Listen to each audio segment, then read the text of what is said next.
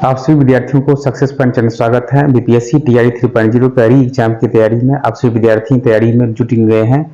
कैसी आप लोग की तैयारी चल रही है? तो आप लोग अच्छी तैयारी आप लोग को चलता होगा।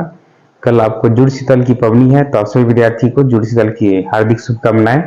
आप लोग ये हमारी हिंदू पर्व की ओर से आप सभी विद्यार्थियों को शुभकामनाएं। तो इस आज की वीडियो में हम लोग 1857 की वीडियो में एक सेकेंड पार्ट आपके बीच में लेके आए हैं। जो कल ने छोटी सी जो वीडियो आपको डाले थे कुछ ही इसमें था, इसको पूर्ण रूप से आज हमने पूरे करने के लिए आए हैं। तो चलिए इस वीडियो में तुरंत ही देरी किए बिना ही हम लोग स्टार्ट करें इस चीज का। सभी विद्यार्थी जुड़े और अधिक से अधिक शेयर और लाइक करें। सभी छात्र अपने मित्र और अपने मित्रों सबके बीच अपने घर में हर मोबाइल पर आपको देखिए सक्सेस पॉइंट चैनल। अब चलिए हम लोग ध्यान देंगे।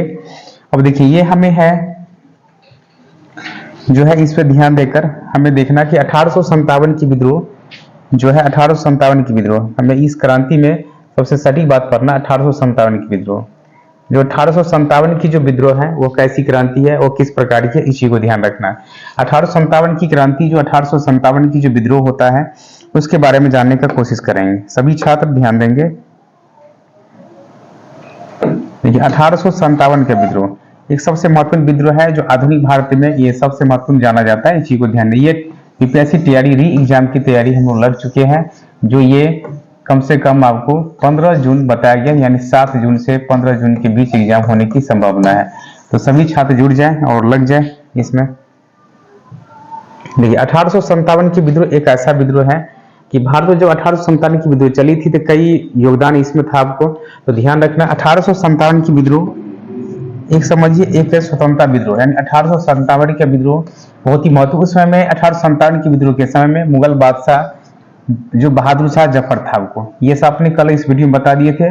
पूछ लिया जो मुगल बादशाह इसमें कौन था, बहादुर शाह जफर थे आपको। और इंग्लैंड के प्रधानमंत्री कौन थे, पामेस्टन थे। और पूछ लिया उस समय विरोधी दल का नेता कौन था, तो डिसरायली को माना जाता है। 1857 की विद्रोह जब हुआ था उस समय में वायसराय कौन था, लॉर्ड कैनिंग था आपको। 1857 की विद्रोह जो हुआ था 10 में 1857 को ये मेरठ यूपी से प्रारंभ हुआ था आपको।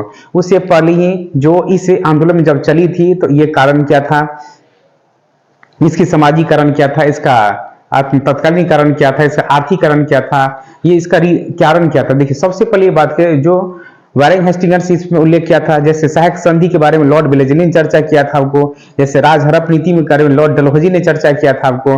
और ये था एक आक्रामक नीति है जो कर्नवालिस ने, इस वारेन हेस्टिंग्स और कर्नवालिस ने कही जो एक आक्रामक नीति है, इस बात में उल्लेख किया गया। तो हम लोग सभी चीजों को इसमें एक एक साथ आप लोग को पढ़ाते चलते हैं, आप लोग इसको देखते चलें। तो देखिए इसमें जो 1857 विद्रोह में जो पामेस्टन जो थे, जबकि विरोधी दल का नेता डिसरायली को माना जाता है। देखिए जब देश में विरोधी 1857 विद्रोह में जो हमारी स्वरूप क्या है, कारण क्या है, और प्रसाद नेतृत्व क्या और सफलता क्या है, परिणाम है। बहुत सारे ऐसे चीजों को उद्देश्य हम लोग बनाए थे। 1857 के विद्रोह में बहुत सारा कवि ने, बहुत सारा अपना विद्वानों ने चर्चा किया था। देखिए यह कहा था यह तो स्वतंत्रता संग्राम है, यह किसने कहा था, बीडी सावरकर ने कहा था। यह किसने कहा था, बीडी सावरकर ने, यह एक स्वतंत्रता संग्राम है और इसका उल्लेख भी कहा गया था। इस किसने कहा, तो बीडी सावरकर ने इसका उल्लेख किया था। अब देखिए इस बातों की जब प्रेरणा की बात आई तो अब सबसे पहले कहा गया बीडी सावरकर ने, और इसके बाद कहा यह राष्ट्रीय विद्रोह जो राष्ट्रवाद का विकास नहीं हुआ था। देखिए पंडित नेहरू ने इस बात का उल्लेख किया था। तो इस बात को समर्थन दिया और ये बात का उल्लेख करने का उल्लेख दिया आपको। और यह जन क्रांति था, पूछा जाए यह जन क्रांति था, और रामविलास शर्मा ने इस बात का उल्लेख किया था। यह न तो प्रथम राष्ट्रीय विद्रोह है और न ही स्वतंत्रता संग्राम था, यह आरसी मजूमदार ने इसका उल्लेख किया था आपको। अगर यह राष्ट्रीय विद्रोह संग्राम नहीं था तो यह इसका जो एसेंसन ने कहा कि यह कहना भी एक गलत था। तो एसेंसन ने अपनी बातों की किताब लिखा था, 1857 की किताब में भी उल्लेख किया गया था। इस बात को भी ध्यान रखना आपको। देखिए अब इसमें देखिए हमारी जो था इसमें जो वीर कुंवर सिंह ने इसका उल्लेख किया था। वीर कुंवर सिंह ये जो है पूछ दिया जाए बहुत ही महत्वपूर्ण है। जब वीर कुंवर सिंह की पूरी कहानी आपको पूरे एक साथ लेके चलेंगे।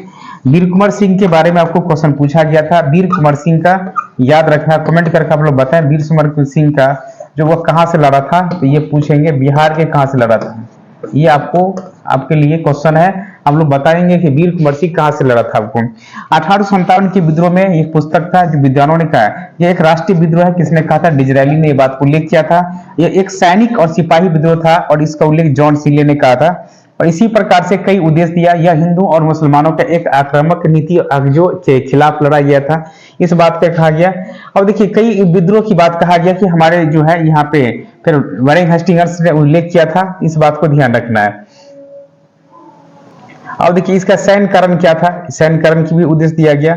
अब देखिए यहाँ पर ध्यान देना है आपको कि जब इसका कारण क्या क्या था, तो सबसे पहले कहा गया कि रॉबर्ट क्लाइव द्वारा लागू किया गया द्वैध शासन। रॉबर्ट क्लाइव द्वारा जो चलाया गया था वो कौन सा था? द्वैध शासन। द्वैध शासन व्यवस्था जिसने भारत के बड़े बड़े अकाल को जन्म दिया, और वॉरेन हेस्टिंग्स ने और लॉर्ड कॉर्नवालिस के आक्रामक नीति लाई थी, और लॉर्ड ब्लेजेली का ये सहायक संधि है। सहायक संधि के बारे में लॉर्ड ब्लेजेली ने कहा था ये, और कहा कि देखिए इसके बाद में लॉर्ड हेस्टिंग्स ने कहा कि फॉरवर्ड जेपलुई का नीति अपनाया, और इसका लॉर्ड डलहौजी का कहना ये एक राज हड़प नीति का जो उल्लेख दिया था वो किसने दिया था? लॉर्ड डलहौजी ने कहा था कि ये एक राज हड़प नीति है, और उनका के राज जैसे रेल सेवा हो, तार सेवा हो, डाक सेवा हो, सबने लॉर्ड डलहौजी ने ही प्रारंभ किया था आपको। अब देखिए इसमें का सामाजिक और आर्थिक कारण क्या होगा? सामाजिक और आर्थिक कारण। अब देखिए इसमें कहा कि सामाजिक और आर्थिकरण की बात जो चली थी, तो इसमें कहा कि कई उल्लेख होना है। लॉर्ड विलियम बेंटिंग के द्वारा जो समाप्त यानी जो समाप्त किया गया था, जो समाप्त किया गया उनका उल्लेख किया गया था, जो समाप्त किया गया उनकी बात किया गया, और सती प्रथा और ठगी प्रथा को समाप्त किया गया। देखिए लॉर्ड कैनिंग, लॉर्ड डलहौजी ने 1849 में यह घोषणा किया कि बहादुर शाह जफर का उत्तराधिकारी छोटे स्थान पर रहेंगे, और डलहौजी ने यह इस बात को आयोग किया था।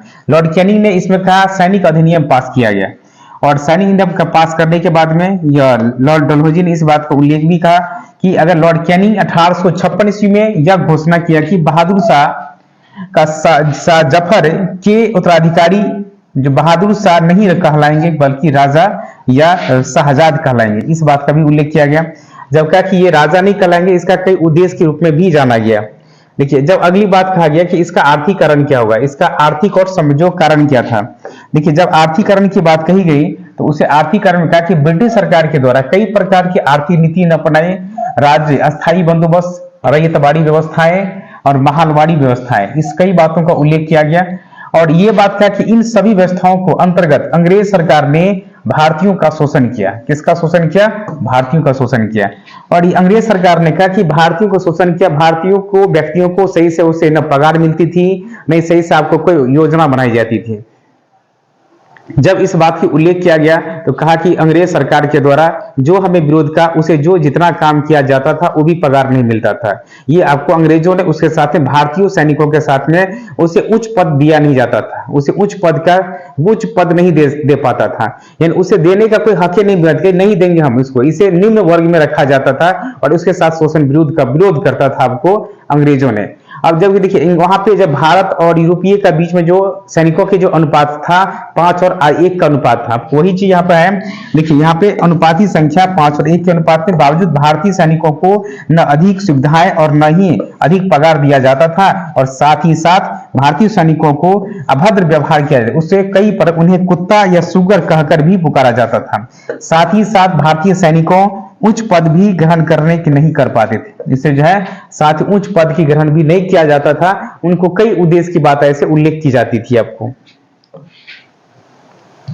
अंग्रेज कंपनी ने 1856 ईस्वी में अपनी सेना में, देखिए जब अंग्रेज कंपनी ने इस बात को उल्लेख किया, जब अपनी सेनाओं में उल्लेख किया गया तो वह सबसे पहले कहा कि यहाँ पे 1856 ईस्वी में अपनी सेनाओं की बात कहा गया। अपनी सेना से कह दिया कि 1856 ईस्वी में, दिसंबर 1856 ईस्वी में अपनी सेना में ब्राउन बेस राइफल की जगह एनफील्ड राइफल का प्रयोग किया जाए।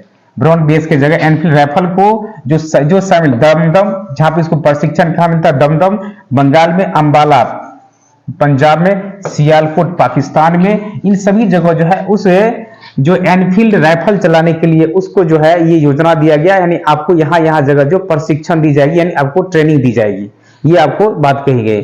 तो एनफील्ड राइफल में कारतूस भरने से पहले उसको खोले को मुंह से खोलना होता था। कारतूस की ऊपरी खोल के विषय में अफवाह फैल गई कि इसमें गाय और सुअर की चर्बी मिली हुई थी, जो हिंदू और मुसलमानों को दोनों धर्मों के लिए यह सही नहीं था। अब देखिए जब इस बात को जब कहा कि मुंह से खोला जाएगा, तो पहली बात कहा जब मुंह से खोला जाएगा तो इसमें कहा खोलने से पहले इस बातों की अफवाह फैला दिया गया कि इनकी जो है गाय और सुअर की चर्बी से बनाया गया है, और क्या कि गाय और से हिंदू और मुसलमानों के इससे जो है और नफरत था आपको, तो इसके लिए धर्मों में इसे उल्लेख नहीं किया गया। देखिए इसी बातों को लेकर के जब इस बात की खंबर बंगाल तो पूछता है कि खंबर बंगाल के कौन थे, तो बैरकपुर से पूछेंगे तो मंगल पांडे। तो याद रखना ये जगह का नाम क्या है, एकदम महत्वपूर्ण क्वेश्चन है, जब बीपीएससी में आता है तब महत्वपूर्ण क्वेश्चन याद रखना है। खंबर बंगाल के बैरकपुर के 34वें बटालियन सिपाही मंडल पांडे को लगी, तो उन्होंने एल्फिड राइफल का प्रयोग लाने से इनकार कर दिया। जब मंगल पांडे बंगाल